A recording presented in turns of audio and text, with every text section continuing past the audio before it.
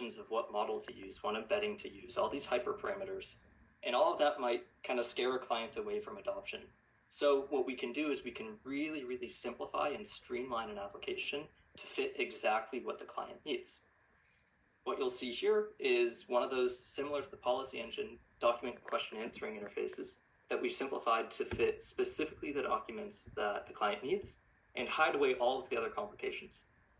Start off here with the FAR, which is a massive text corpora of legal government documents. We can start off with a question like, what the heck is the FAR?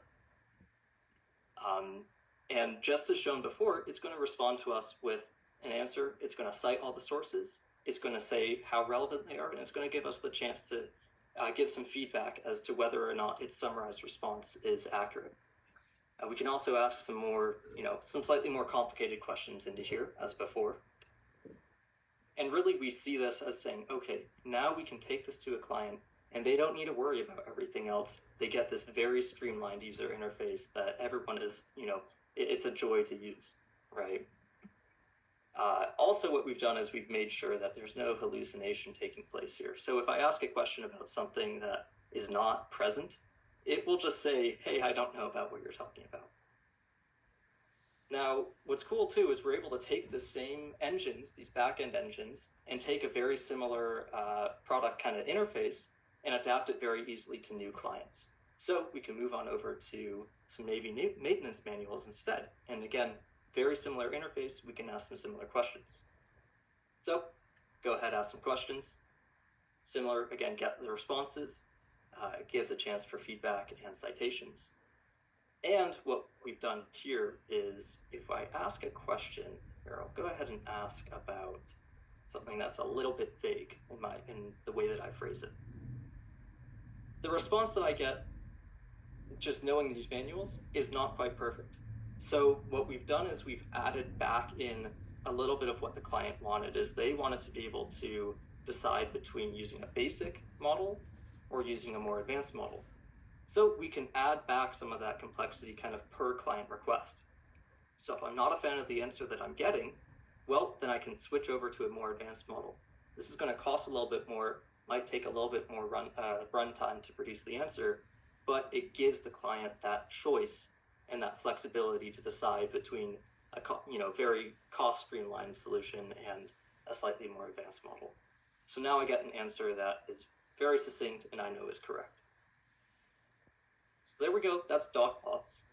Again, impact of this is by making it streamlined, it's very, very easy to adopt, very, very willing to adopt this solution. And two, we've shown that we're able to reuse existing generative AI engines. Final solution that I'm going to show you of a business app is where we've gone a little bit above and beyond. So what happens when a client needs kind of everything that we've mentioned before and a little bit extra?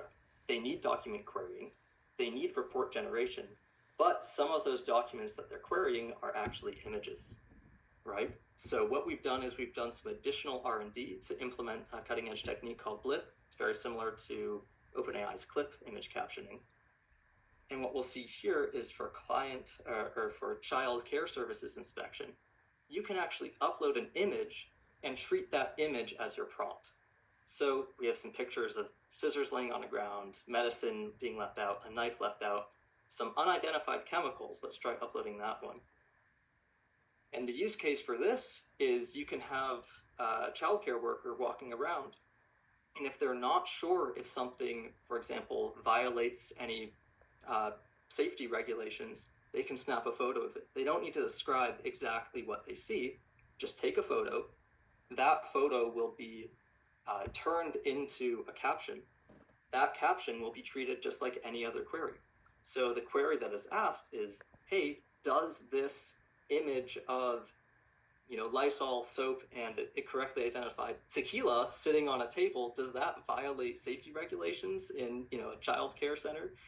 And the summary answer is yes. And it's able to once again reference those documents that it had before to actually give us the explanation of why that violates some safety regulations.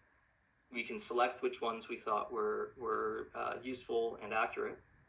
And then finally, we can tie it all together really merge all of those different techniques that Joni mentioned and generate a report here that actually summarizes all of what we saw in a generated report and is able to be delivered to the client to really fit their needs. Finally, impact of this is we've shown that we're able to really easily tie together a bunch of these engines. And then even when there's a capability that is not quite covered by an engine, we're able to do this extra innovation and adaptation and research to be able to fit that new capability and